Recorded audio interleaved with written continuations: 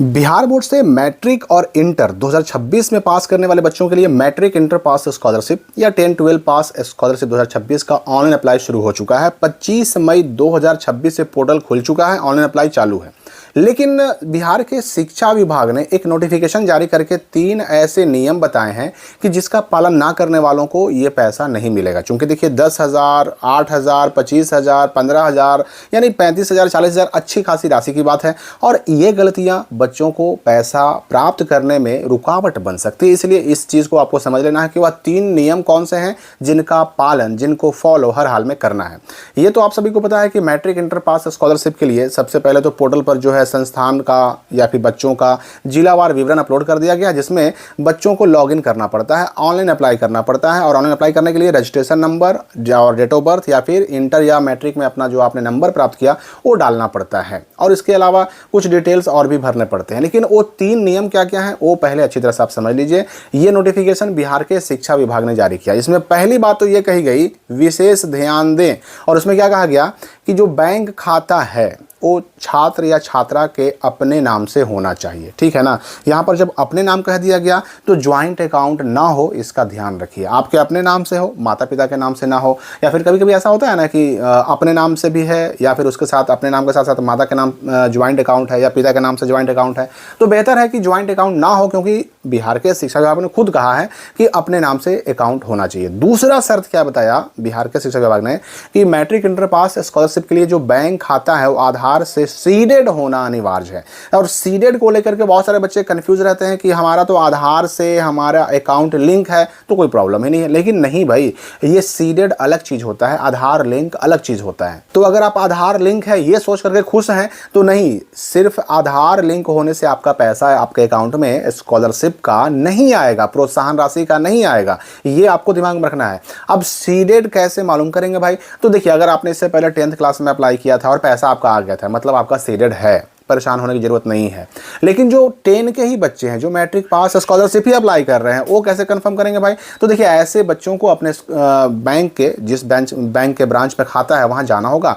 और अगर वो सीडिंग कहने से नहीं समझ रहे हैं तो उनको कहना होगा कि हमें जो है ना अपना डीबीटी लिंक करवाना है, डीबीटी लिंक करवाना है। अगर डीबीटी लिंक करवाने से कहने से समझ जाते हैं तो भी काम हो गया, और अगर इससे भी नहीं समझते हैं तो उन्हें कहना होगा कि मुझे एनपीसीआई मैपिंग करवाना है, एनपीसीआई मैपिंग करवाना है। अगर ये कहना समझ गए तो भी ठीक है, और अगर इससे भी नहीं समझते हैं तो कहिए कि मुझे अपने गैस सब्सिडी का या फिर अन्य जो भी लाभ होते हैं वो मुझे अपने अकाउंट में चाहिए, उसके लिए आधार मैपिंग कर दीजिए। तो ये आप याद रखिए कि गैस सब्सिडी का पैसा तभी आता है अकाउंट में जब आधार सीडिंग होता है। इस बात को बता दीजिएगा तो शायद वो कर दें। अब तीसरी शर्त क्या बताया गया है शिक्षा विभाग द्वारा कि मैट्रिक इंटर पास स्कॉलरशिप 2026 के लिए ऑनलाइन अप्लाई करते वक्त ये ध्यान रहे कि जो बैंक खाता है वो राष्ट्रीयकृत बैंक में होना चाहिए या फिर मान्यता प्राप्त निजी बैंक में होना चाहिए या फिर इंडिया पोस्ट पेमेंट बैंक की बिहार के अंदर कोई भी ब्रांच में होना चाहिए। राष्ट्रीयकृत बैंक में एसबीआई आते हैं, इसके अलावा जो पीएनबी है या फिर बैंक ऑफ इंडिया है, बैंक ऑफ बड़ौदा है, ये सब राष्ट्रीयकृत बैंक हैं। इनमें से कोई भी बैंक में हो चलेगा। मान्यता प्राप्त निजी बैंक की बात करें तो इसमें कोटक महिंद्रा हो गया, आईसीआईसीआई बैंक हो गया, एचडीएफसी हो गया, एक्सिस बैंक हो गया, ये सब नेशनलाइज बैंक हैं और प्राइवेट श्रेणी में आते हैं। इनमें भी होगा तो चलेगा। या फिर इंडिया पोस्ट पेमेंट बैंक में अगर खाता है तो वो बिहार के अंदर का होना चाहिए।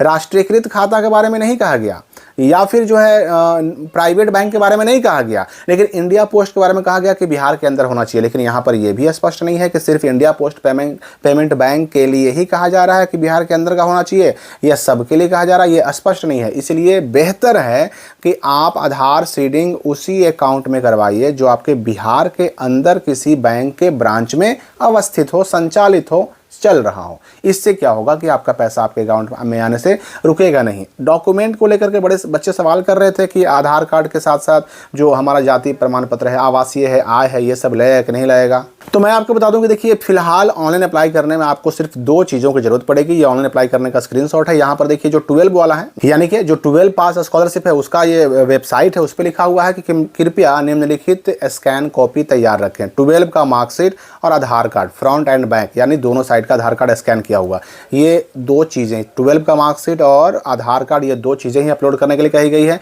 ठीक वैसे ही मैट्रिक पास स्कॉलरशिप का स्क्रीनशॉट भी मैं आपको दिखा देता हूँ। इसमें भी वही बात लिखा गया है कि निम्नलिखित चीज़ों की स्कैन्ड कॉपी तैयार रखें, PDF कॉपी, 10th का मार्कशीट, मैट्रिक का मार्कशीट और आधार कार्ड फ्रंट एंड बैक, ये 2 ही चीज़ें। तो जाति आवासीय आय की कोई ज़रूरत नहीं है, इसके लिए आपको परेशान बिल्कुल नहीं होना है। अब यहाँ पर जो मैंने एक पहले आपको बताया था कि फ़िलहाल मैट्रिक और इंटर का मार्कशीट नहीं आया है तो अप्लाई ना करें तो बेहतर है। देखिए ऐसा नहीं है कि वेब कॉपी जो है इंटरनेट वाला मार्कशीट, उससे अप्लाई करने पर पैसा नहीं आएगा, ऐसा नहीं है, पैसा आया है, कई साल आया है। लेकिन मैंने आपको इसलिए सलाह दिया था कि अगर 2-4 दिनों के अंदर, चूंकि मार्कशीट आने वाला है, तो अगर मार्कशीट आ जाता है तो उससे अप्लाई करना ही बेहतर है। क्योंकि भाई बिहार का शिक्षा विभाग का है मामला, अगर मान लीजिए कि किसी कारण से वेब कॉपी पर पैसा देना रोक दिया सरकार ने तो फिर दिक्कत हो सकती है। और 2-4 दिनों का मामला है तो रुक जाने में भी बेहतर है, क्योंकि वेबसाइट अभी भी थोड़ा स्लो चल रहा है वैसे भी। लेकिन अगर किसी बच्चे ने वेब कॉपी डालकर इंटरनेट वाले मार्कशीट से भी अगर अप्लाई कर दिया है मैट्रिक इंटर पास स्कॉलरशिप का, तो भी परेशान नहीं हो, पैसा मिलने के चांसेस हैं। और अगर पैसा मिलने में दिक्कत होगी भी तो आगे आपको इस मार्कशीट को री अपलोड करने का मौका मिलने के भी चांसेस हैं। तो जो रुक गए हैं वो रुकें, बेहतर है कि वेट कर लें। और अगर 1 हफ्ते के अंदर मार्कशीट नहीं आता है तो फिर वेब कॉपी से सब लोग अप्लाई कर लें, तब तक वेबसाइट भी स्मूथ हो जाएगा। अभी ऑनलाइन अप्लाई करने का जो प्रोसेस है वो भी मैं आपको वीडियो के थ्रू बताने वाला हूँ। साथ ही साथ अप्लाई करने के बाद क्या करना होगा, यूजर आईडी पासवर्ड वगैरह क्या होता है, कब आता है, उसका क्या करना होता है, फाइनलाइज क्या होता है, सबमिट कैसे करना होता है, सारी बातें अभी मैं बताऊंगा आपको। इस वीडियो के लिए फिलहाल इतना ही।